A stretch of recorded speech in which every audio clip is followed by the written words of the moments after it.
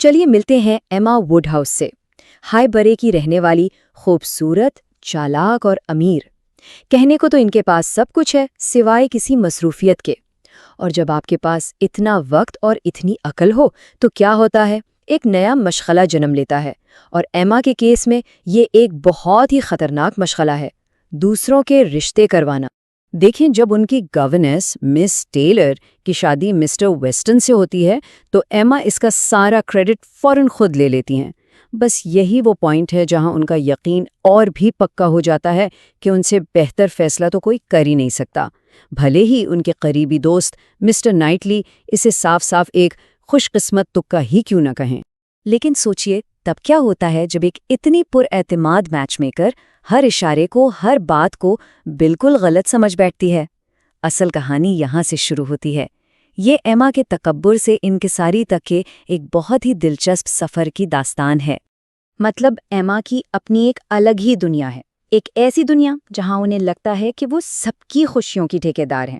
انہیں لگتا ہے وہ بہتر جانتی ہیں کہ کس کے لیے کیا صحیح ہے، اور اب ان کا اگلا پروجیکٹ یا کہیں ان کا اگلا شکار بالکل تیار ہے۔ تو ایما کا نیا پلان ہے مقامی پادری مسٹر ایلٹن کے لیے ایک مناسب بیوی ڈھونڈنا، اور ان کے لیے لڑکی کون پسند کی ہے؟ ہیریٹ اسمتھ، ایک سیدھی سادی بھولی بھالی لڑکی جس کے خاندان کا کوئی اتا پتہ نہیں، اور جس سے آپ کہہ سکتے ہیں ایما اپنی مرضی سے جیسے چاہے ڈھال سکتی تھی، ایک کورا کاغذ۔ اور اس طرح ایما کے رشتے کروانے کی پہلی بڑی کوشش شروع ہوتی ہے، لیکن اس کی شروعات ہی ایک ایسی بڑی غلطی سے ہوتی ہے جہاں وہ اپنی نئی دوست کو ایک بالکل پرفیکٹ، بالکل مناسب رشتے سے دور کر دیتی ہیں۔ یہاں نا ایما کی سنوبری صاف دکھتی ہے۔ ایک طرف ہے مسٹر رابرٹ مارٹن، ایک قابل احترام محنتی کسان جنہوں نے ہیریٹ کو پرپوز کیا، لیکن ایما کی نظر میں وہ ہیریٹ کے لیے بالکل غیر مناسب ہے۔ دوسری طرف ہیں مسٹر ایلٹن، جو سماجی طور پر بہتر ہیں، ایما کے لیے وہ ایک پرفیکٹ میچ ہیں۔ اور یہ وہ لمحہ ہے جب ہیریٹ الجھن میں ہوتی ہیں تو ایما بہت چالاکی سے کہتی ہیں اگر ایک عورت کو شک ہو تو اسے یقیناً انکار کر دینا چاہیے۔ بس اس ایک جملے سے وہ ہیریٹ کو مسٹر مارٹن کا سچا پروپوزل ٹھکرانے پر راضی کر لیتی ہیں۔ اب ہیریٹ ایک ایسی دوست بن چکی ہیں جو پوری طرح ایما کے اثر میں ہے، مگر ایما سے ایک بہت بہت بڑی بھول ہو چکی تھی، ایک ایسی غلطی جس کی انہیں بھنک تک نہیں۔ مسٹر ایلٹن کا ہر کام، ہیریٹ کی تصویر کی تعریف کرنا، بار بار گھر کے چکر لگانا، یہ سب ہیریٹ کے لیے کبھی تھا ہی نہیں۔ اور پھر آتا ہے وہ منحوس سفر کیریج میں، جہاں مسٹر ایلٹن ساری بات صاف کر دیتے ہیں۔ وہ ایما سے اپنی محبت کا اظہار کرتے ہیں اور ایما کے تو ہوش ہی اڑ جاتے ہیں۔ ان کا سارا پلان، سارا غرور ایک ہی پل میں مٹی میں مل جاتا ہے۔ لیکن ٹھہریے، کہانی صرف ایک ناکام پلان کی نہیں ہے۔ اب ہائیبری کی سماجی زندگی میں اور بھی الجھن پیدا ہوتی ہے جب دو نئے کردار انٹر ہوتے ہیں۔ ایک طرف ہیں بے حد دلکش فرینک چرچل اور دوسری طرف خاموش طبیعت لیکن بہت ہنرمند جین فیئرفیکس۔ اور پھر اچانک کم وسائل والی جین فیئرفیکس کے لیے ایک پراسرار تحفہ آتا ہے، ایک لاجواب خوبصورت پیانو فورٹے۔ یہ وہ راز ہے جو کہانی کے اگلے حصے میں سب کو الجھائے رکھتا ہے اور ظاہر ہے ایما کے غلط اندازوں کو مزید ہوا دیتا ہے۔ تو اب سب کے ذہن میں ایک ہی سوال ہے، ایما اور پورا قصبہ یہی سوچ رہا ہے کہ آخر یہ پیانو فورٹے بھیجا تو بھیجا کس نے؟ ایما کا دماغ تو بھائی عجیب ہی تھیوریز گھڑ رہا ہے۔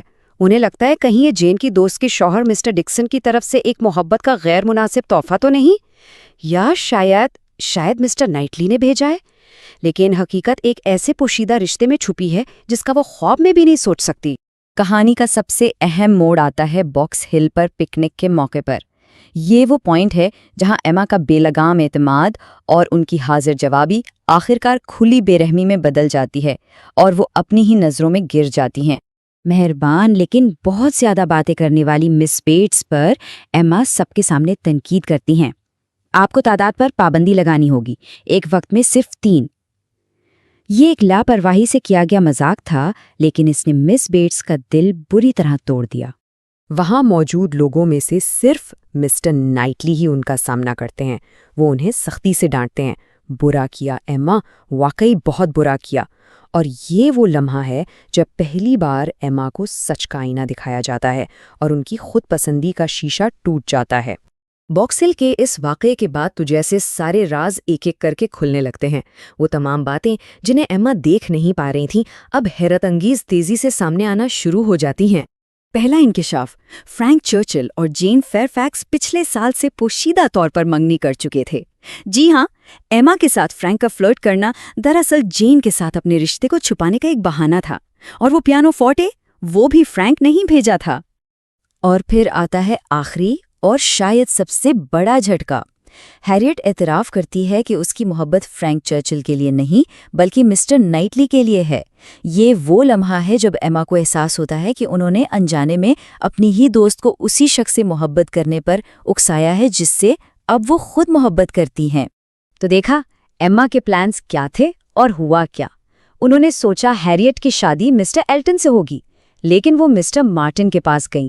انہوں نے سوچا شاید وہ فرینک چرچل کے ساتھ ہوں گی، لیکن فرینک تو جین فیئرفیکس کے نکلے. اور مسٹر نائٹلی، ان کے بارے میں تو انہوں نے کچھ سوچا ہی نہیں تھا، جبکہ آخر میں وہ انہی کے نصیب میں تھے. ایما کی ہر پلاننگ فیل ہوئی، لیکن پھر بھی سب کو اپنی خوشیاں مل ہی گئی. تو یہ کہانی ہمیں سوچنے پر مجبور کرتی ہے. کیا ہم واقعی کبھی جان سکتے ہیں کہ دوسروں کے لیے کیا بہتر ہے، یا دوسروں کی خوشیوں کو کنٹرول کرنے کی یہ کوشش دراصل ہماری اپنی ناسمجھی اور خود غرضی کا ہی ایک آئینہ ہے؟ یہ ایک ایسی بات ہے جو مدد کرنے اور مداخلت کرنے کے درمیان اس باریک لکیر پر غور کرنے کو کہتی ہے. تو جین آسٹن کی ایما پر تو کئی فلمیں بنی ہیں، لیکن 1996 کی جو یہ فلم ہے گوینتھ پیلٹرو والی، اس میں ایک الگ ہی بات ہے. جی بالکل. آج ہم اس کی کہانی نہیں سنائیں گے، ظاہر ہے وہ تو سب جانتے ہیں. ہاں، مقصد کہانی دہرانا نہیں ہے، بلکہ ہم یہ سمجھنے کی کوشش کریں گے کہ یہ فلم آج بھی اتنی ریلیونٹ کیوں ہے، اور ایما ووڈ ہاؤس کا کردار جو بظاہر ایک خود پسند امیر زادی لگتی ہے، جی وہ دراصل خود شناسی کے کس گہرے اور تکلیف دہ سفر سے گزرتی ہے. تو چلیں اس جانے پہچانے گاؤں ہائیبری کی تہوں میں اترتے ہیں. یہ ایک بہترین نقطہ ہے، کیونککہ ایما کا کردار جین آسٹن کے سب سے آپ کہہ سکتے ہیں پیچیدہ کرداروں میں سے ایک ہے. اچھا، اسے پسند کرنا مشکل ہے، لیکن اس سے نفرت کرنا بھی ناممکن ہے. اور اس فلم کی خوبصورتی یہی ہے کہ یہ ہمیں صرف ایک رومانوی کہانی نہیں دکھاتی، صحیح، بلکہ اس دور کے سماجی دباؤ، طبقاتی فرق کی تلخ حقیقت اور ایک نوجوان عورت کی غلط فہمیوں سے بھری دنیا کو بڑی باریکی سے پیش کرتی ہے. تو ہمارا مقصد یہ سمجھنا ہے کہ ایما کا تکبر کیسے ٹوٹتا ہے، اور وہ اپنی ہی بنائی ہوئی دنیا کے بلبلے سے باہر کیسے آتی ہے. بالکل ٹھیک ہے، تو اس کا آغاز ہی ایک ایسی کامیابی سے ہوتا ہے جو در حقیقت کامیابی تھی ہی نہیں. جی. اس کی گورنس مس ٹیلے کی شادی ہوتی ہے، اور ایما فوراً اس کا شیرہ اپنے سر باندھ لیتی ہے کہ یہ رشتہ میں نے کروایا ہے. ہاں، وہ بہت فخر سے کہتی ہے. لیکن اس کے دوست اور شاید واحد سچے نقاد مسٹر نائٹلی اسے فوراً ٹوکتے ہیں. وہ کہتے ہیں کہ تم نے صرف ایک خوش قسمت اندازہ لگایا تھا. بالکل. اور مسٹر نائٹلی کا یہ جملہ پوری کہانی کی بنیاد رکھتا ہے. اچھا، وہ کیسے؟ یہ ایما کی خوش فہمی اور مسٹر نائٹلی کی حقیقت پسندی کے درمیان کی کشمکش ہے. لیکن ایما جو اپنی ذہانت اور سماجی حیثیت کے نشے میں ہے، وہ اس وارننگ کو نظر انداز کر دیتی ہے. اسے لگتا ہے کہ وہ دوسروں کے لیے بہترین فیصلے کر سکتی ہے. جی، اور یہی سوچ اسے اس کے پہلے بڑے منصوبے کی طرف لے جاتی ہے. اور وہ منصوبہ ہے اس کی نئی دوست ہیریٹ اسمتھ. ہیریٹ ایک پیاری سادہ سی لڑکی ہے، لیکن اس کی سب سے بڑی کمزوری ہے اس کا حسب نسب. اسے اپنے والدین کا علم نہیں. اور ایما اسے ایک پروجیکٹ کے طور پر لیتی ہے نا، کہ وہ اسے معاشرے میں ایک اونچا مقام دلائے گی. بالکل. یہاں اس دور کی سماجی ساخت کو سمجھنا بہت ضروری ہے. مطلب اس وقت سماجی حیثیت صرف امیری غریبی نہیں تھی، یہ ایک شخص کی پوری زندگی کا تعین کرتی تھی. صحیح. اسی لیے جب ہیریٹ کو رابرٹ مارٹن، جو ایک معزز اور خوشحال کسان ہے، اس کی طرف سے شادی کی پیشکش ہوتی ہے تو مسٹر نائٹلی اسے ایک بہترین موقع سمجھتے ہیں. بالکل. یہ ہیریٹ کو سماجی تحفظ اور عزت دیتا. لیکن ایما کے لیے یہ ناقابل قبول تھا. اس کے حساب سے ایک کسان سوال ہی پیدا نہیں ہوتا، چاہے وہ کتنا ہی اچھا کیوں نہ ہو. صحیح کہا. وہ ہیریٹ کے ذہن میں یہ بات ڈال دیتی ہے کہ تم اس سے کہیں بہتر کی حقدار ہو، اور اس طرح وہ اسے رشتہ ٹھکرانے پر مجبور کر دیتی ہے. یہ صرف ایک مشورہ نہیں ہوتا. نہیں، یہ تقریباً ایک حکم ہوتا ہے. اور ایما کے ذہن میں وہ بہتر شخص ہے مقامی پادری مسٹر ایلٹن. یہاں سے کہانی میں غلط فہمیوں کا وہ جال بننا شروع ہوتا ہے جو بہت دلچسپ بھی ہے اور تکلیف دہ بھی۔ اسے تو 100% یقین ہو جاتا ہے کہ مسٹر ایلٹن ہیریٹ پر فدا ہے۔ وہ اس کی ہر بات کا مطلب ہیریٹ کے حق میں نکالتی ہے۔ ہاں، وہ سین یاد ہے جب مسٹر ایلٹن ہیریٹ کی بنائی ہوئی تصویر کی تعریفوں کے پل بانٹ دیتا ہے؟ جی بالکل۔ ایما اسے اپنی جیت سمجھتی ہے، جبکہ دیکھنے والے کو صاف نظر آ رہا ہوتا ہے کہ مسٹر ایلٹن کی نظریں ایما پر ہیں، ہیریٹ پر نہیں۔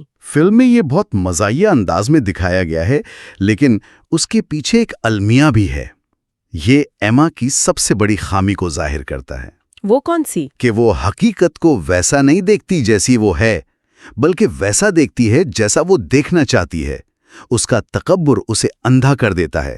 وہ اتنی پراعتماد ہے کہ وہ غلط ہو ہی نہیں سکتی۔ جی، کہ وہ تمام واضح اشاروں کو نظر انداز کر دیتی ہے۔ اور پھر وہ مشہور کیریج والا سین آتا ہے جہاں کرسمس پارٹی سے واپسی پر سارا بھانڈا پھوٹ جاتا ہے۔ ہاں، مسٹر ایلٹن، جسے ایما ہیریٹ کا ہونے والا شوہر سمجھ رہی ہوتی ہے، اچانک ایما سے اپنی محبت کا اظہار کر دیتا ہے۔ اور ہیریٹ کا نام سن کر ایسے منہ بناتا ہے جیسے وہ کوئی کمتر مخلوق ہو۔ گوینتھ پالٹرو کے چہرے پر اس لمحے جو حیرت، صدمہ اور شرمندگی آتی ہے، وہ کمال ہے۔ بالکل، یہ ایما کی زندگی کا پہلا بڑا جھٹکا ہے۔ اسے پہلی بار احساس ہوتا ہے کہ اس کی میچ میکنگ نے کتنی بھیانک غلط فہمی پیدا کی ہے۔ اور ہیریٹ جیسی معصوم لڑکی کے دل کو بھی ٹھیس پہنچائی ہے۔ جی، اس کی دنیا میں پہلی دراڑ پڑتی ہے۔ تو مسٹر ایلٹن والے واقعہ سے ایما کی خود اعتمادی کو ایک بڑا جھٹکا لگا۔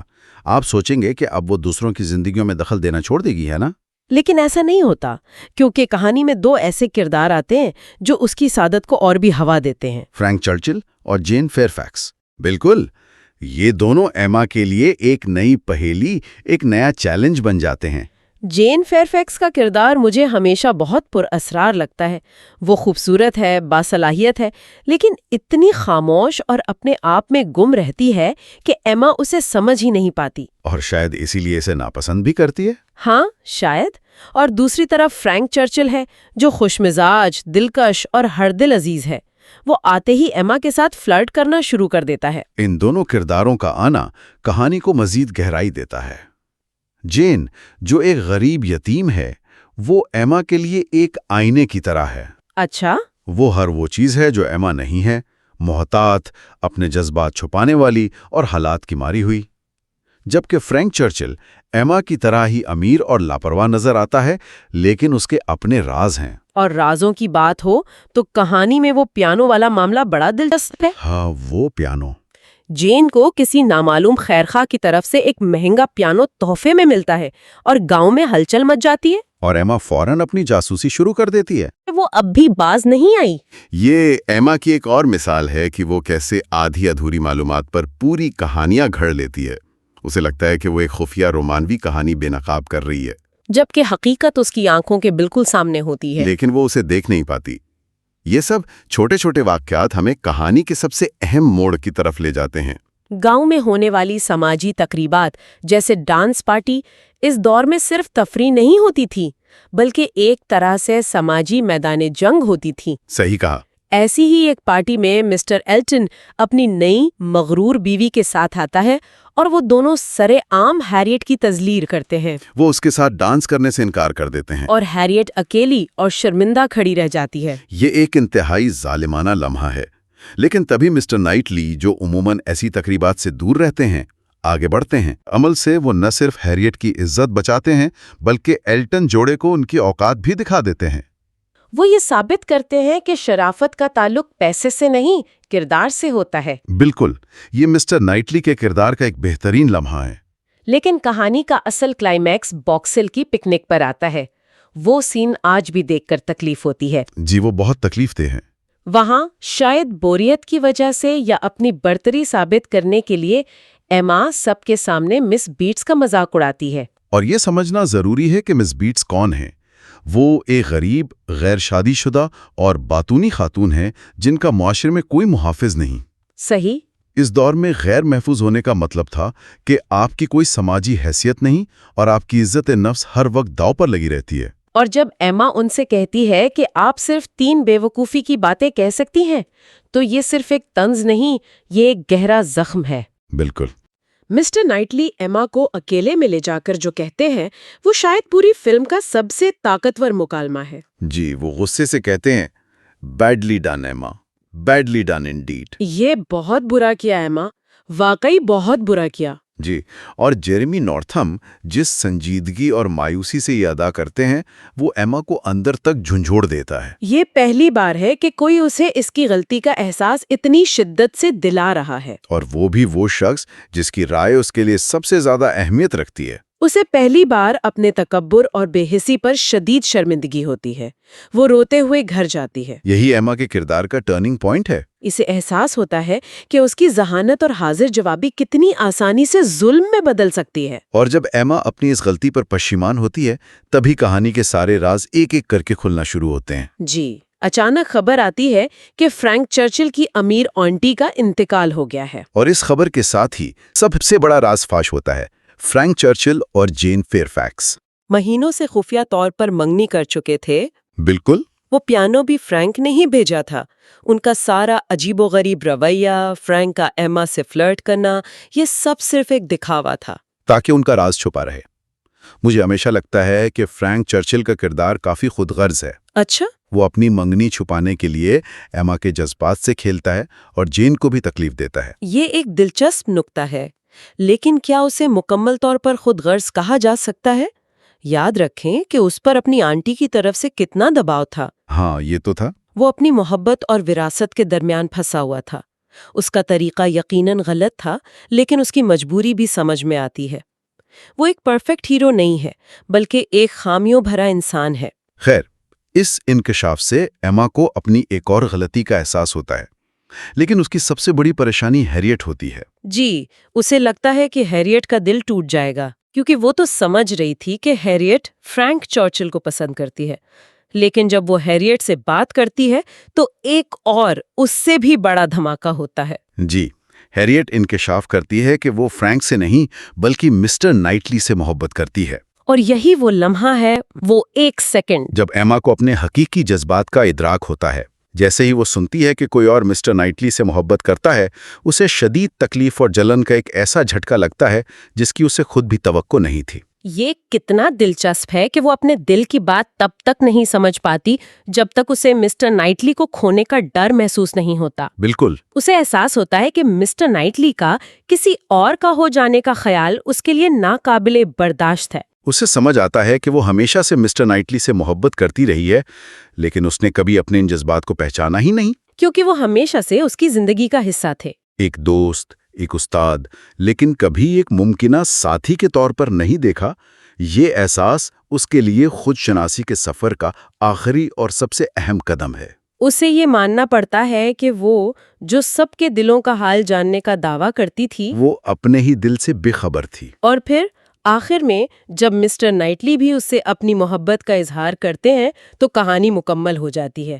تمام جوڑے اپنی اپنی جگہ پہنچ جاتے ہیں۔ جی، ایما کی شادی مسٹر نائٹلی سے، جین کی فرینک سے، اور سب سے اہم ہیریٹ کی شادی اسی کسان رابرٹ مارٹن سے، جسے اس نے ایما کے کہنے پر شروع میں ٹھکرا دیا تھا۔ یہ بہت اہم ہے۔ ہیریٹ آخر میں ایما کے اثر سے نکل کر اپنا فیصلہ خود کرتی ہے، اور اپنی خوشی وہاں تلاش کرتی ہے جہاں وہ واقعی تھی۔ اس سے یہ ثابت ہوتا ہے کہ ایما کی ساری اسکیمیں نہ صرف غلط تھیں بلکہ غیر ضروری بھی تھیں۔ تو آخر میں ایما اپنی غلطیوں سے سیکھ کر ایک بہتر انسان بنتی ہے۔ وہ سمجھ جاتی ہے کہ خوشی دوسروں پر مسلط نہیں کی جا سکتی، اور یہ کہ حقیقی محبت اور سمجھداری تکبر چھوڑ کر ہی حاصل ہوتی ہے۔ کہانی کے اختتام تک وہ ایک زیادہ ہمدرد اور سمجھدار خاتون بن کر ابھرتی ہے۔ بالکل۔ ایما نے پوری کہانی میں شطرنج کے کھلاڑی کی طرح کرداروں کو اپنی مرضی سے چلانے کی کوشش کی، ہاں، لیکن حقیقی خوشی اور صحیح جوڑے تبھی بنے جب ان کرداروں نے اس کے اثر سے آزاد ہو کر اپنے دل کی آواز سنی۔ یہ ہمارے لیے بھی ایک سوچنے کی بات ہے نا؟ جی، ہم اکثر اپنے دوستوں اور عزیزوں کے لیے بہترین چاہتے ہیں، لیکن کیا ہماری اچھی نیت ہمیں ان کی زندگی کے فیصلے کرنے کا حق دیتی ہے؟ کیا بہترین راستہ یہی نہیں کہ دوسروں کو اپنی غلطیاں خود کرنے اور اپنی خوشی خود تلاش کرنے دیا جائے؟ دی ڈبیٹ میں خوش آمدید۔ آج ہم ایک ایسے کردار پر بات کر رہے ہیں جسے جین آسٹن نے خود کہا تھا کہ ایسی ہیروئن جسے میرے علاوہ کوئی اور زیادہ پسند نہیں کرے گا۔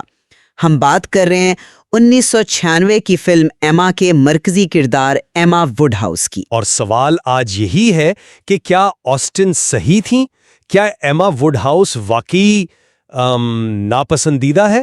ہماری بحث کا محور یہ ہے کہ کیا ایما ایک نیک نیت مگر بھٹکی ہوئی نوجوان خاتون ہے جس کی غلطیاں اس کی ناپختگی اور آپ کہہ سکتے ہیں کہ ایک مراد یافتہ ماحول کا نتیجہ ہے؟ یا جیسا کہ میرا خیال ہے کہ وہ بنیادی طور پر ایک اچھے دل کی مالک ہے جس کے اعمال چاہے کتنے ہی غلط کیوں نہ ہوں ان کے پیچھے اپنے دوستوں کی بھلائی کا جذبہ چھپا ہوتا ہے۔ جبکہ میں اس سے بالکل اتفاق نہیں کرتا۔ میرا تو یہ ماننا ہے کہ ایما ایک خود پسند، طبقاتی تعصب رکھنے والی اور جوڑ توڑ کرنے والی شخصیت ہے جو اپنی بوریت اور انا کی تسکین کے لیے دوسروں کی زندگیوں کو ایک شطرنج کی بساط کی طرح استعمال کرتی ہے۔ ٹھیک ہے، دیکھیں میں یہ مانتی ہوں کہ ایما میں خامیاں ہیں۔ وہ خوبصورت، ذہین اور امیر ہے اور اسے کبھی کسی نے ٹوکا نہیں، تو ہاں اس کا متکبر ہونا سمجھ میں آتا ہے۔ لیکن اگر آپ اس کے ہر عمل کی بنیاد دیکھیں تو آپ کو اس کے دوستوں کے لیے فکر نظر آئے گی۔ مس ٹیلر جو اس کی گورنس سے دوست بنی، ان کی شادی مسٹر ویسٹن سے کروانے کے بعد وہ فخر سے کہتی ہیں یہ رشتہ میں نے کروایا۔ وہ اسے اپنی کامیابی سمجھتی ہے۔ اسی کامیابی کے نشے میں وہ اپنی نئی دوست ہیریٹ اسمتھ کے لیے بھی آپ کہہ لیں کہ بہترین مستقبل چاہتی ہے۔ وہ ہیریٹ کو سماجی سیڑھی پر اوپر چڑھانے کی کوشش کرتی ہے۔ ارادہ تو نیک ہی تھا، بھلے ہی طریقہ غلط ہو۔ یہیں پر میں آپ سے اختلاف کروں گا۔ اس کے ارادے نیک نہیں، خود غرض تھے۔ ہیریٹ اسمتھ اس کے لیے کوئی دوست نہیں بلکہ ایک پروجیکٹ تھی۔ ہیریٹ جو نامعلوم والدین کی ناجائز بیٹی ہے، ایما کے لیے ایک خالی کینوس کی طرح تھی جس پر وہ اپنی مرضی کے رنگ بھرنا چاہتی تھی۔ دوستی برابری کا نام ہے، کسی کو سدھارنے کا نہیں۔ اور اس کی سب سے بڑی مثال رابرٹ مارٹن کی شادی کی پیشکش ہے۔ ایما نے ایک شریف اور محنتی کسان کو بغیر ملے ہی گوار اور غیر مہذب قرار دے دیا۔ کیوں؟ صرف اس لیے کہ وہ اس کے سماجی معیار پر پورا نہیں اترتا تھا۔ یہ نیک نیتی نہیں، یہ خالصتاً طبقاتی تکبر ہے۔ لیکن اس وقت کے سماجی ڈھانچے کو بھی تو دیکھنا ہوگا نا۔ ایما کو واقعی یقین تھا کہ ہیریٹ اس سے بہتر کی حقدار ہے، ایک ایسا شوہر جو اسے وہ زندگی دے سکے جو ایما کے مطابق مہذب تھی۔ ٹھیک ہے، اس نے مسٹر ایلٹن کے ارادوں کو غلط سمجھا، یہ اس کی بڑی غلطی تھی، میں مانتی ہوں، لیکن اس کا مقصد ہیریٹ کا بھلا ہی تھا۔ جب مسٹر ایلٹن اپنی اصلیت دکھاتا ہے اور ایما کو اپنی غلطی کا احساس ہوتا ہے تو وہ دل سے شرمندہ ہوتی ہے۔ وہ ہیریٹ سے کہتی ہے، کیا تم مجھے کبھی معاف کر سکو گی؟ یہ الفاظ کسی جوڑ توڑ کرنے والے کے نہیں ہوتے، بلکہ ایک ایسی دوست کے ہیں جسے اپنی غلطی کا شدید احساس ہو۔ معاف چاہتا ہوں لیکن میں یہ دلیل نہیں مان سکتا۔ یہ معاملہ ہیریٹ کی بھلائی کا تھا ہی نہیں، یہ ایما کی انا کا تھا۔ اس کا سب سے بڑا ثبوت وہ اس کا اپنا جملہ ہے۔ وہ ہیریٹ سے صاف کہتی ہے کہ ایبی ملفارم کی مسز رابرٹ مارٹن کے طور پر وہ ایما کی دوست نہیں رہ سکتی۔ اس سے زیادہ واضح اور کیا ہو سکتا ہے؟ اس کا مطلب ہے کہ دوستی صرف تب تک ہے جب تک تم میری شرائط پر اور میرے سماجی دائرے کے اندر رہو گی۔ یہ دوستی نہیں، یہ سماجی کنٹرول ہے۔ وہ ہیریٹ کو مشورہ نہیں دیتی، وہ اسے ایک طرح سے بلیک میل کرتی ہے کہ اگر تم نے مارٹن کو ہاں کہہ دی تو ہماری دوستی ختم۔ میں سمجھتی ہوں آپ اس جملے کو اس طرح کیوں دیکھ رہے ہیں، لیکن اس کا ایک اور پہلو بھی ہو سکتا ہے۔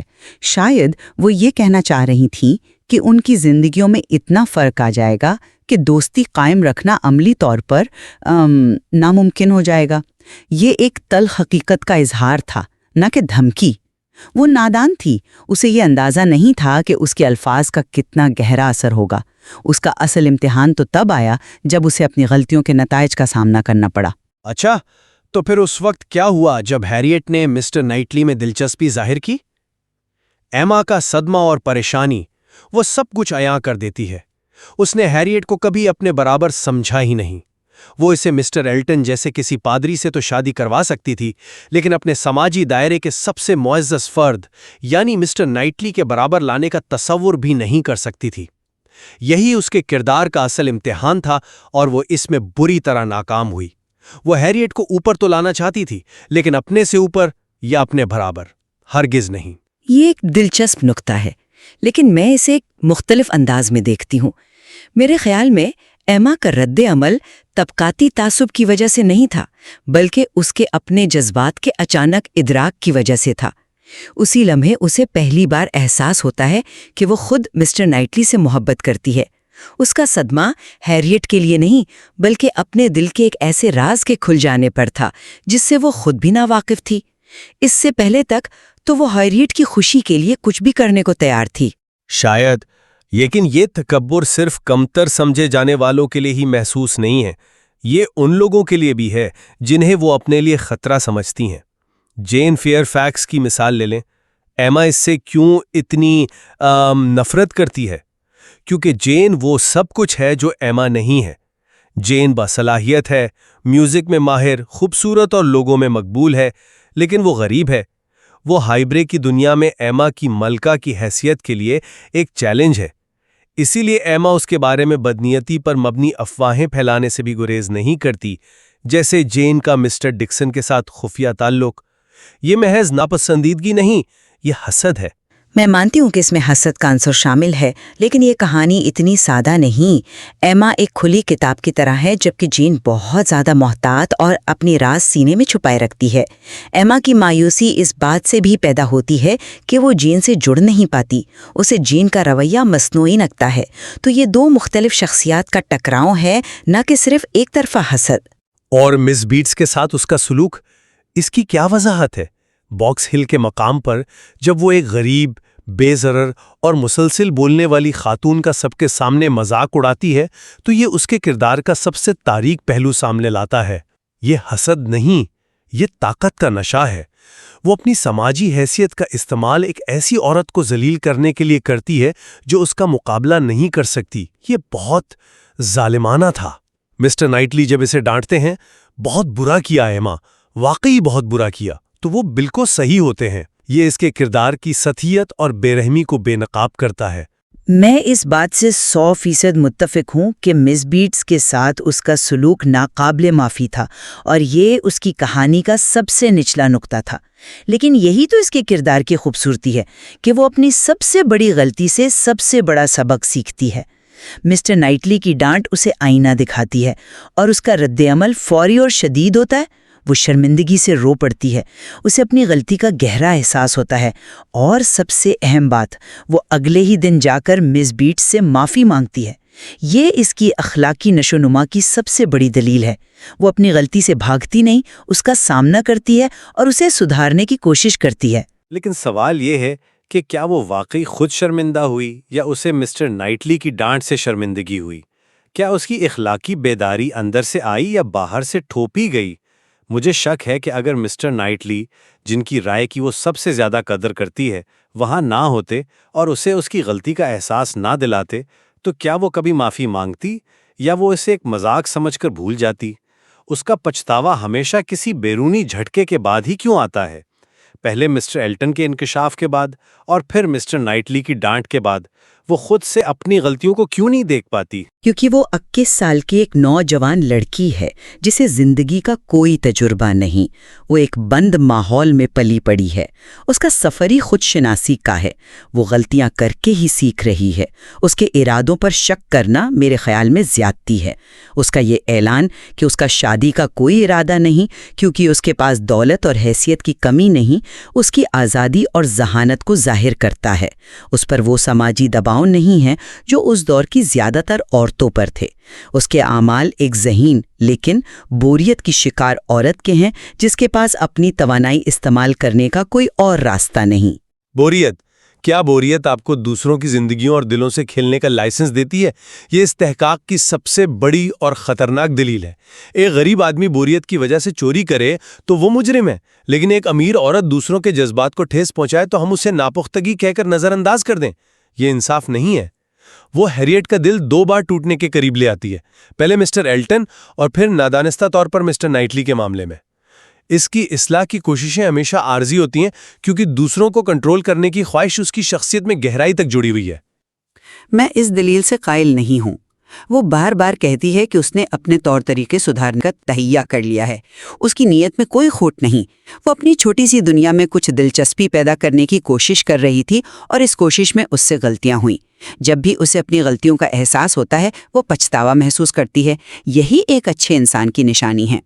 لیکن اس کی حقیقی اور دیر بعد تبدیلی کب آتی ہے؟ صرف اس وقت جب اس کا اپنا دل داؤ پر لگتا ہے، جب اسے یہ خوف لاحق ہوتا ہے کہ ہیریٹ شاید مسٹر نائٹلی کو جیت لے گی۔ اس سے پہلے تک اس کے سارے پچھتاوے عارضی تھے، اس کی حتمی اصلاح بھی خود غرضی پر مبنی ہے۔ وہ اس لیے نہیں بدلتی کہ دوسروں کو تکلیف دینا غلط ہے، بلکہ اس لیے بدلتی ہے کیونکہ اسے اپنی محبت کھونے کا ڈر ہوتا ہے۔ یہ اس بات کا ثبوت ہے کہ اس کی دنیا ہمیشہ اسی کی ذات کے گرد گھومتی ہے۔ تو آخر میں یہی کہوں گی کہ ایما ایک ایسی ہیروئن ہے جس کی خامیاں اسے حقیقی بناتی ہیں۔ وہ ناپختگی اور ایک مراد یافتہ ماحول سے پیدا ہونے والی غلط فہمیوں کا شکار ہے، نہ کہ بری نیت کا۔ اس کی کہانی غلطیوں سے سیکھنے، حقیقی پچھتاوا محسوس کرنے اور آخرکار محبت اور خود شناسی کے ذریعے ایک بہتر انسان بننے کے سفر کی کہانی ہے۔ اس کی آخری خوشی اس کی محنت کا پھل ہے، جس میں وہ اپنے غرور پر قابو پاتی ہے اور دوسروں کے جذبات کا احترام کرنا سیکھتی ہے۔ اور میں یہ کہوں گا کہ اگرچہ ایما آخر میں کچھ پختگی ضرور دکھاتی ہے، لیکن ہم اس نقصان کو نظر انداز نہیں کر سکتے جو اس کی خود پسندی اور طبقاتی تعصب نے دوسروں کو پہنچایا۔ اس کے نیک ارادے اکثر اس کی اپنی تفریح اور دوسروں پر اختیار قائم رکھنے کا پردہ تھے۔ یہ کہانی ایک اچھے انسان کے بہتر بننے کی نہیں، بلکہ ایک مراد یافتہ اور جوڑ توڑ کرنے والی شخصیت کی ہے، جو یہ سیکھتی ہے کہ اس کے اعمال کے نتائج ہوتے ہیں، اور وہ بھی صرف تب جب وہ نتائج اسے ذاتی طور پر متاثر کرتے ہیں۔ تو شاید ہم اس بات پر متفق ہو سکتے ہیں کہ ایما کا کردار اسی لیے لازوال ہے کیونکہ وہ اتنا پیچیدہ ہے۔ وہ نہ تو مکمل طور پر فرشتہ ہے اور نہ ہی شیطان۔ اس کی انسانیت اس کی خامیوں اور ان پر قابو پانے کی جدوجہد میں ہی نظر آتی ہے۔ بالکل، اور یہ فیصلہ اب سننے والوں پر ہے کہ وہ کیا سوچتے ہیں۔ کیا ایما کی آخری خوشی اس کی حقیقی تبدیلی کا انعام تھا، یا یہ محض اس کی اچھی قسمت کا ایک اور مظہر تھا جو ایک ایسی مراد یافتہ زندگی کا حصہ ہے جہاں بڑی سے بڑی غلطیوں کے بھی سنگین نتائج نہیں بھگتنے پڑتے؟ تو آج ہمارے سامنے ہے 1996 کی فلم ایما کا اسکرپٹ۔ یہ کہانی ایک ایسی نوجوان خاتون کی ہے جو دوسروں کی زندگیوں میں محبت کے تانے بانے بنتی ہے۔ جی، اور اس چکر میں اپنی ہی غلط فہمیوں اور خواہشات سے بالکل انجان رہتی ہے۔ بالکل، تو آج ہم اس اسکرپٹ کے 3 خاص پہلوؤں پر بات کریں گے۔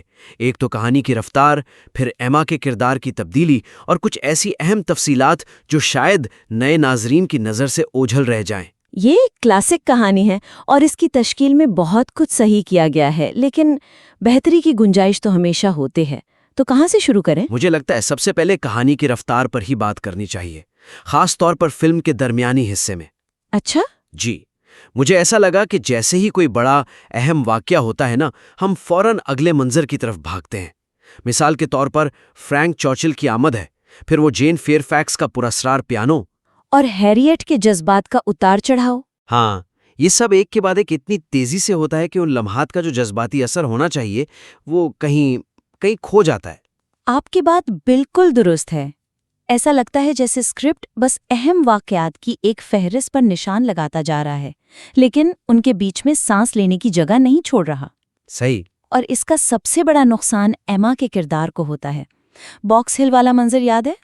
وہ کہانی کا سب سے اہم موڑ ہے جہاں ایما کو اپنی غلطی کا شدید احساس ہوتا ہے۔ بالکل، وہ تو کلائمیکس ہے ایک طرح سے۔ جی، لیکن اسکرپٹ اس منظر اور اس کے بعد کے جو نتائج ہیں ان سے بہت جلدی گزر جاتا ہے۔ ہاں، مسٹر نائٹلی اسے ڈانٹتے ہیں، وہ پریشان ہوتی ہے، اور پھر اچانک ہمیں مسز چرچل کی موت کی خبر مل جاتی ہے اور کہانی آگے بڑھ جاتی ہے۔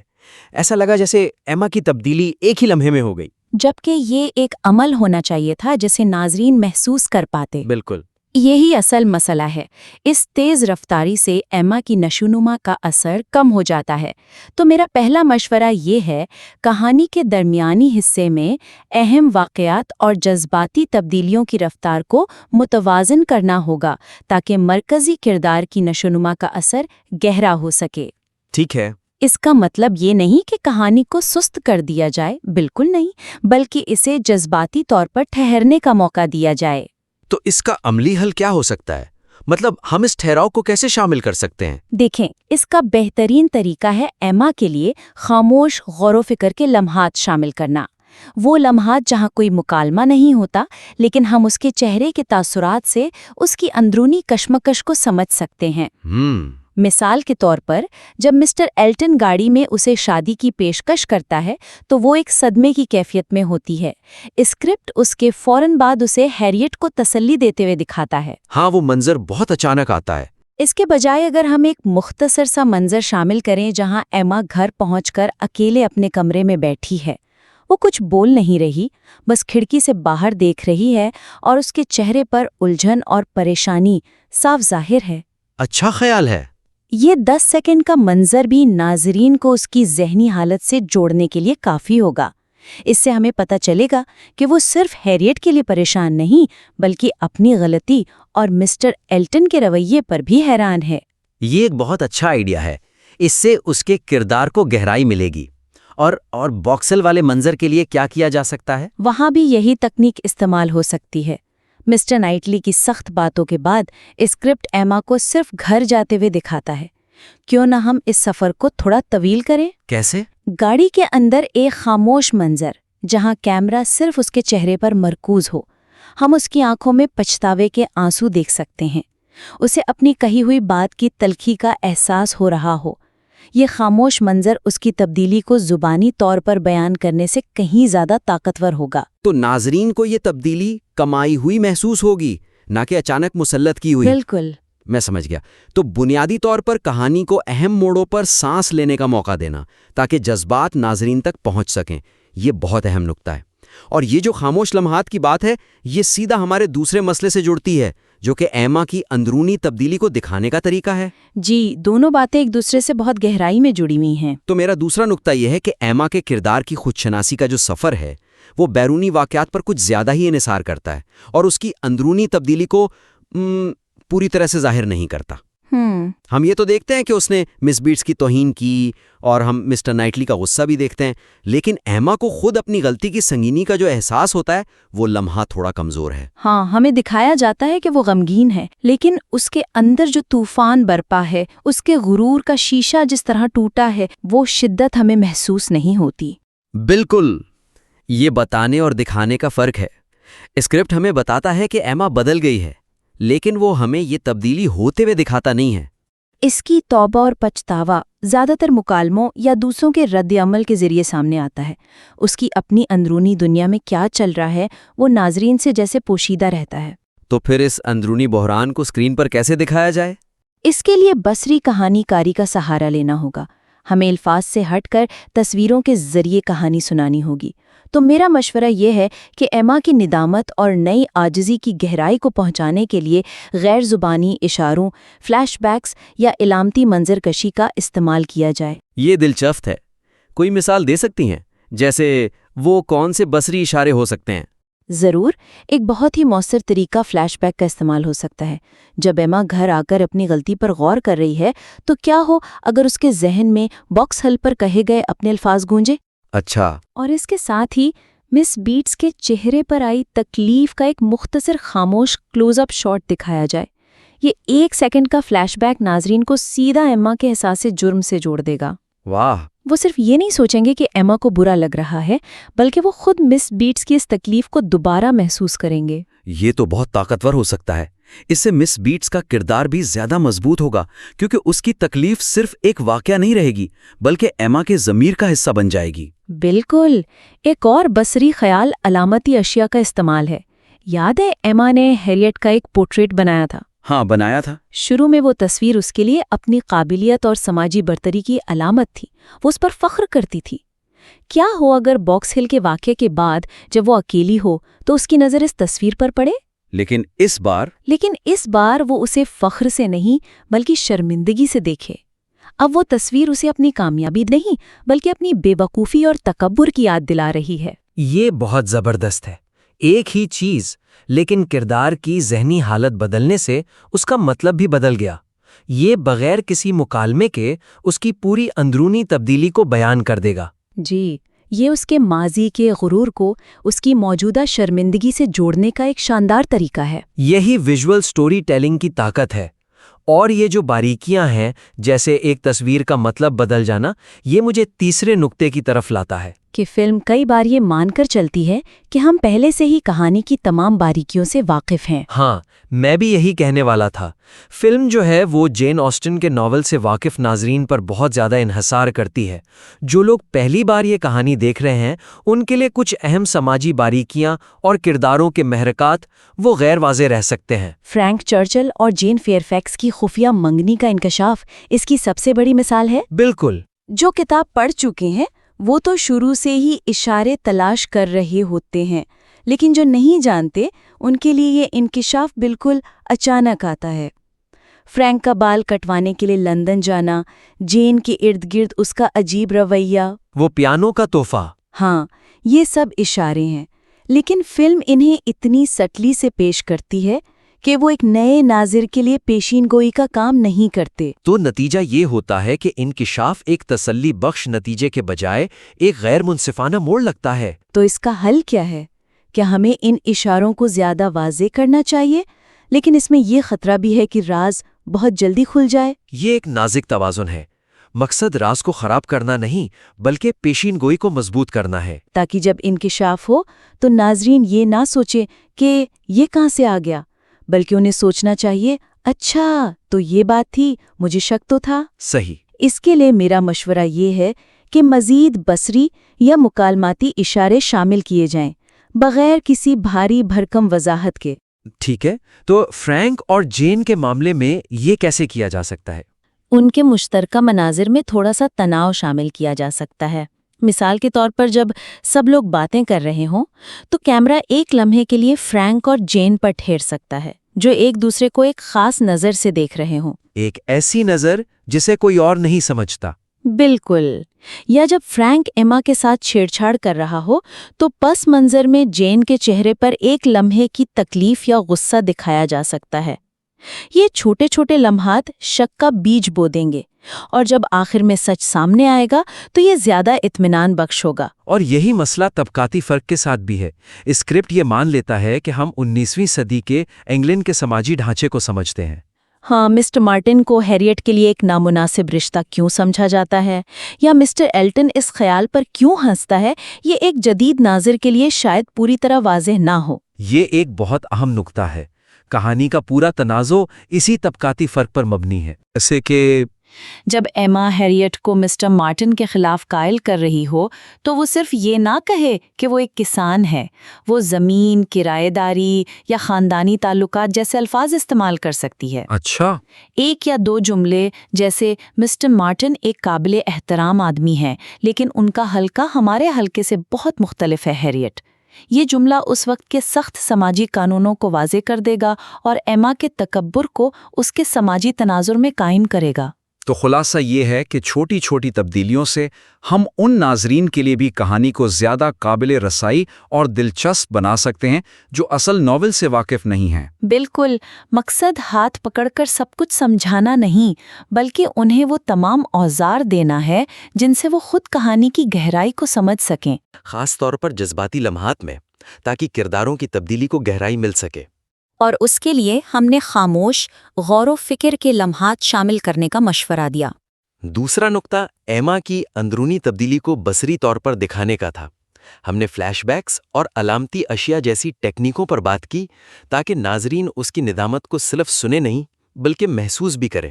جی، اور آخر میں ہم نے اس بات پر زور دیا کہ کہانی کی سماجی باریکیوں اور خفیہ پلاٹ پوائنٹس کو لطیف اشاروں کے ذریعے ان ناظرین کے لیے زیادہ قابل رسائی بنایا جائے جو پہلی بار کہانی سے متعارف ہو رہے ہیں، تاکہ انکشافات اچانک لگنے کے بجائے تسلی بخش ہوں۔